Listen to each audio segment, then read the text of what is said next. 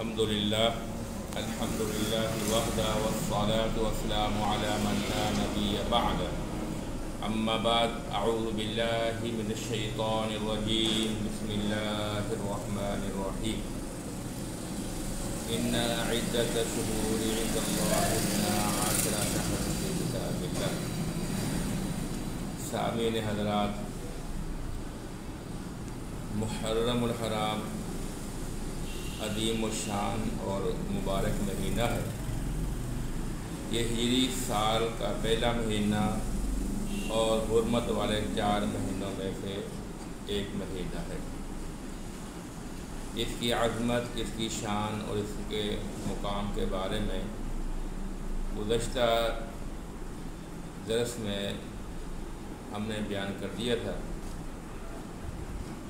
آج آپ کے سامنے ماہ محرم میں کن امور سے بچنا چاہیے اس کے بارے میں بات کرنا چاہوں گا۔ اللہ رب العالمین نے جب ان کی حرمت بیان کی کہ منہا اربع حرم، کہ 12 مہینوں میں سے 4 مہینے حرمت والے ہیں، تو بعد میں یہ ارشاد فرمایا فلا تظلموا فیہن انفسکم، کہ ان 4 مہینوں میں اپنے نفسوں کے اوپر کسی قسم کا ظلم نہیں کرنا۔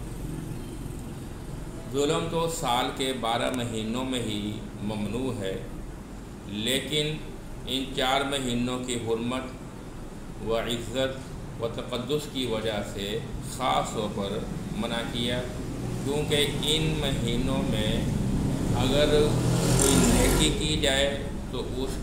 نیکی کا اجر بھی زیادہ ملتا ہے دیگر مہینوں کے بنسبت، اور اگر ان مہینوں میں یعنی حرمت والے مہینوں میں اگر کوئی گناہ بھی کیا جائے تو گناہ بھی عذاب کے طور پر لکھا جاتا ہے۔ اس لیے فرمایا فلا تظلموا فیہن انفسکم، کہ ان مہینوں میں کسی قسم کا کوئی ظلم نہ کرو۔ ظلم سے مراد کیا ہے؟ ظلم کس کو کہتے ہیں؟ ظلم کا مطلب یہ ہے کہ یعنی کوئی ایسا کام نہ کیا جائے جو اللہ تعالیٰ کی ناراضگی کا سبب ہو، اور ہر قسم کی لڑائی جھگڑے فتنے سے بھی دور رہا جائے، اور ہر قسم کی بدعات خرافات اور منکرات سے بھی دور رہا جائے۔ یعنی مثلاً پیٹنا، ماتم کرنا،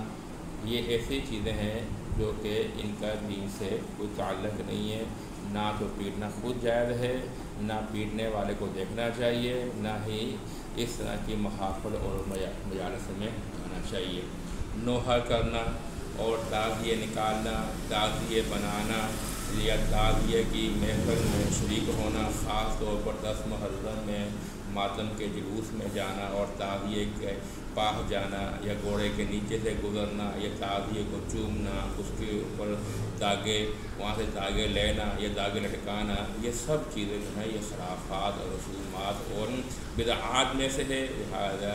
ان چیزوں سے اجتناب کیا جائے۔ یا اسی طرح دسترخوان کا وسیع کرنا، حضرت حسین رضی اللہ تعالی عنہ کے نام کی کوئی سبیل لگانا، حلیم اور دیگر پکوان کو تیار کروانا، اسی طرح شادی وغیرہ کا نہ کرنا، حضرت حسین رضی اللہ تعالی عنہ کا فقیر بننا، یا حضرت حسین رضی اللہ تعالی عنہ کا گھوڑا بننا، اسی طرح مرثیے سننا سنانا، اور دیگر بدعات جو خاص طور پر ماہ محرم میں کی جاتی ہیں، ان تمام قسم کی بدعات سے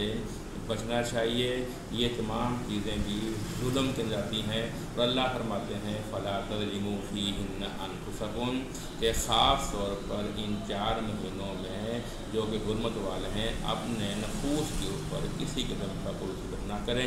ظلم کا مطلب یہی ہے کہ اپنے آپ کو شریعت کے مطابق چلائیں، اور اگر شریعت کے مطابق نہیں چلاؤ گے تو گویا کہ اپنے نفسوں کے اوپر ظلم کرنا ہے۔ اسی طرح میرے بھائیوں، اپنی زبان اور عمل سے اس طرح کی گفتگو نہ کی جائے کہ جس سے دوسرے کسی مسلمان کو کچھ تکلیف پہنچے، اذیت پہنچے یا اس کی دل آزاری ہو، بلکہ اپنے افعال اور اپنے اقوال سے اس طرح کے منہ سے الفاظ نکالے جائیں جو خوشی کا سبب بنے یا کسی کی رضامندی کا سبب بنے، اور اس طرح کے الفاظ اپنی زبان سے نہ نکالے جائیں جو کہ یعنی دوسرے کو تکلیف کا سبب بنے، یا اس طرح کے اپنی زبان سے الفاظ نہ نکالیں جو کہ اللہ تعالیٰ کی ناراضگی اور رسول کی ناراضگی کا سبب بنے۔ اسی طرح میرے بھائیوں، صحابہ کرام جیسی عظیم شخصیات اور بے مثال شخصیات کے خلاف کوئی اس طرح کی بات کہنا جو کہ ان کی وہاں سے توہین ثابت ہو رہی ہو یا صحابہ کرام کی شان میں کمی ہو رہی ہو یا بے ادبی ہو رہی ہو، اس طرح کے الفاظ کو زبان سے نہیں نکالنا چاہیے۔ اسی طرح کوئی رنجش اور نہ کوئی ناچاکی ہو تو اس کو ختم کر دینا چاہیے، اور صلح اور امن کا پیغام اپنے قول اور عمل سے عام کرنا چاہیے۔ اسی طرح میرے بھائیوں، اس طرح کی یعنی باتیں اپنے جسم کے اوپر نافذ کرنا جو کہ شریعت کے مخالف ہو، اپنے لباس کا بھی خیال کرنا چاہیے، اپنے وجود کا بھی خیال کرنا چاہیے، اور اسی طرح میرے بھائیوں کھانے پینے کے لحاظ سے بھی خیال کرنا چاہیے۔ کوئی اس طرح کی چیز نہ کھائیں نہ پئیں جو کہ جو شریعت سے خلاف نہ ہو۔ یہ تمام چیزیں فلا تظلموا فیہن انفسکم آتی ہیں کہ اپنے نفسوں پر ظلم نہ کرو۔ اللہ سے دعا ہے کہ اللہ عمل کی توفیق دے۔ وآخر دعوانا الحمدللہ رب العالمین۔